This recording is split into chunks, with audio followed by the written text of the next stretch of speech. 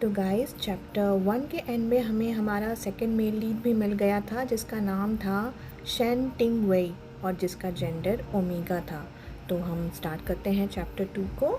Zebra crossing का signal green हो गया और एक लड़की की छतरी का एज उस आदमी के पीठ तक हल्का सा टकरा गया। लियान जुए ने हाथ बढ़ाकर उस आदमी को अपनी छतरी के नीचे खींच लिया। एक स्ट्रॉन्ग शराब की स्मेल उसकी नाक तक पहुंची, जिसे वो बिना कुछ बोले अपने लोअर लिप को अंदर दबा के थोड़ा सा फ्लॉन करने लगा। उसके सामने खड़ा आदमी एकदम बेहाल लग रहा था। अनकंफर्टेबल लग रहा है क्या? लियान जुए ने पूछा। आदमी ने हल्की सी हाँ में गर्दन हिलाई और तुरंत ही फिर ना में सर शेक कर दिया। लियान जुए की कोट के कव्स उस आदमी के हाथ की पकड़ से व्रिंकल्स पड़ गई थी। उसने अपना हाथ खींचने की कोशिश की, लेकिन सामने वाले ने पकड़ नहीं छोड़ी। हॉस्पिटल जाना है? लियान जुए ने फिर से पूछा। मीने फिर से ना में सर हिला दिया। उसने लियान जुए की तरफ देखा। उसकी आंखें ऊंची हुई और उसके होंठ मुश्किल से हिलते दिख रहे थे। पतली और कमज़ोर आवाज़ में वो बोला, मुझे घर छोड़ दोगे? सड़क के पास ट्रैफिक का लंबा लाइन था और हॉर्न के शोर से उसकी हल्की आवाज़ को दबा दिया। लियान जुए को बस एक फेंट सा घर जाना है सुनाई दिया।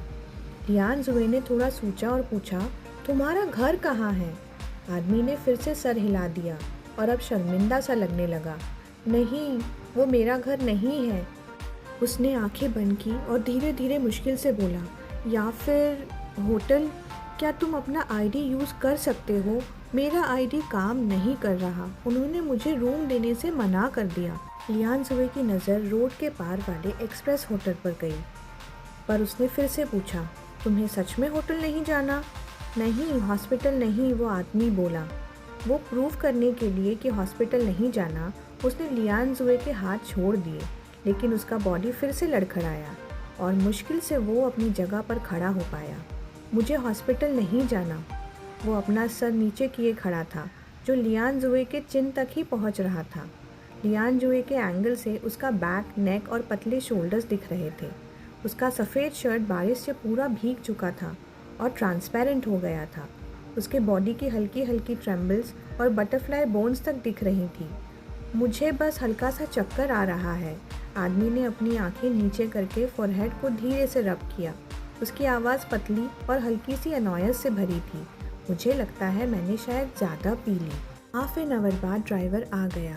लियान जुए रोड के साइड में अपनी छतरी के नीचे खड़ा था। उसका हाथ उस आदमी के हाफ लड़खड़ाती बॉडी को संभाल रहा था।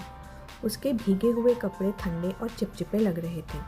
मौसम रात को और ठंडा हो चुका था और वो आदमी बस अपने आप को लियान जुए के चेस्ट की तरफ खींच रहा था, जैसे किसी और के टेम्परेचर का सहारा ले रहा हो। ड्राइवर ने गाड़ी का दरवाज़ा खोला और एक छतरी लेके बाहर निकला। उसकी नज़र लियान जुए पर पड़ी, जो अपनी बाहों में किसी को संभाले खड़ा था। ड्राइवर ने एक पल के लिए हैरान रह गया, फिर तुरंत रिस्पेक्टफुली बोला, मिस्टर लियान। मिस्टर लियान ने अपना फेस सलन किया। उस आदमी को अपनी बाहों से दूर करते हुए ड्राइवर की तरफ फेंका और कहा, इसे होटल छोड़ दो। ड्राइवर ने आदमी को ऑलमोस्ट पकड़ लिया और पूछा, कौन सा होटल? लियान जुए ने अपने कोट के स्लीव्स को थोड़ा सा रोल किया और घड़ी देखी।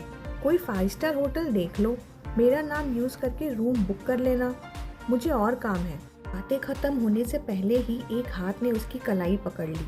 वो ड्रंक आदमी, जो अभी बस बेहाल लग रहा था, ड्राइवर की बाहों से खुद को निकालता हुआ स्ट्रगल कर रहा था। उसके पतले मिष्टी आंखों में हल्के से आंसू की शीन थी और वो रो पड़ने के करीब था। मत जाओ, हेल्प करो मुझे।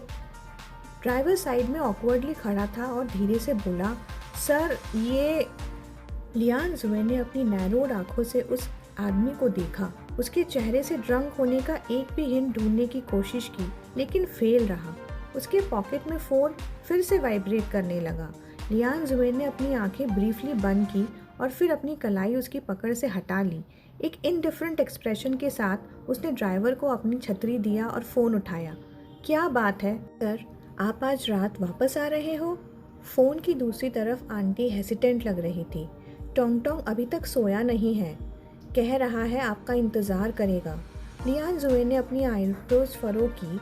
मुझे और काम है, उसे बोलो सोने के लिए। आज उसका रिज़ल्ट अच्छा आया है और वो चाहता था कि आप उसकी तारीफ़ करेंगे, पर आप गुस्से में लग रहे थे, तो वो काफ़ी उदास हो गया। आंटी ने थोड़ा हेल्पलेसली कहा। मैं गुस्सा नहीं हूँ, लियान जुए ने कामली जवाब दिया। फिर भी आप बात करेंगे उससे? मैं टोंग टोंग को बुला दूँ? जुए की नज़र फिर उस आदमी पर गई जो अब भी ठंड से हिल रहा था। बारिश और रात की हवा में उसकी पतली बॉडी काँप रही थी। उसने फ़ोन पे लो वॉइस में कहा, ठीक है। उसने ड्राइवर से छतरी ली और आदमी की तरफ एक कोल्ड ग्लांस मारा। इसे ले जाओ। ड्राइवर ने पोलाइटली बोला, यस सर।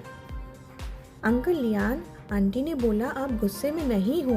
लियान जुए ने एक फेंट हम किया और फिर कामली करेक्ट किया, अब मुझे डैड बुलाना। फ़ोन के अपोजिट साइड एक ऑकवर्ड साइलेंस छा गया। फिर एक हेसिटेंसी आवाज़ आई, डैड। ये सुन के लियान जुए का टोन थोड़ा नरम हो गया। सोने क्यों नहीं गए अब तक? एक पल के लिए फ़ोन शांत रहा। फिर बच्चे की हल्की सी गास्पिंग के साथ पूछा, आप वापस नहीं आ रहे? मैं बाद में आऊँगा, अगर नींद आ रही है तो सो जाओ। अपोजिट साइड से एक ओबीडियंट ओके आया, लेकिन उसकी टोन रिलक्टेंट थी। लियान जुए ने इग्नोर करने का नाटक किया और कैजुअली पूछा, और कुछ बात करनी है? नहीं। ठीक है, फिर सो जाओ। लियान जुए फ़ोन कट करने वाला था तो बच्चा एकदम बोल उठा, रुको डैड, एक और बात है। क्या? आज टीचर ने पेपर्स दिए, बोला पेरेंट्स के साइन करवाना है और कल वापस देना है। आंटी से करवा लेना। ओह ठीक है, गुड नाइट। जब लियान जुए फ़ोन रख के पलटा तो उसने देखा ड्राइवर और वो आदमी अब भी वहीं थे। उसका पेशेंस अब ख़त्म हो रहा था। डीप वॉइस में बोला, अब तक गए क्यों नहीं? ड्राइवर ऑकवर्डली आदमी की तरफ इशारा करते हुए बोला, सर वो आदमी अब भी हेड झुकाए खड़ा था। उसके पेल लिप्स ठंडे होके काँप रहे थे। नोज़ लाल थी और फेस मॉइस्ट था। बारिश का पानी और आंसुओं में फ़र्क करना मुश्किल हो गया था। लियान जुए ने फ़ोन अपनी पॉकेट में रखा और ठंडे लहजे में कहा, वो तुम्हारे साथ जाएगा। पर आदमी अब भी हिलने का नाम नहीं ले रहा था। एक मोमेंट के लिए साइलेंस था। फिर लियान जुए ने ड्राइवर से पूछा, सबसे पास का 5 स्टार होटल?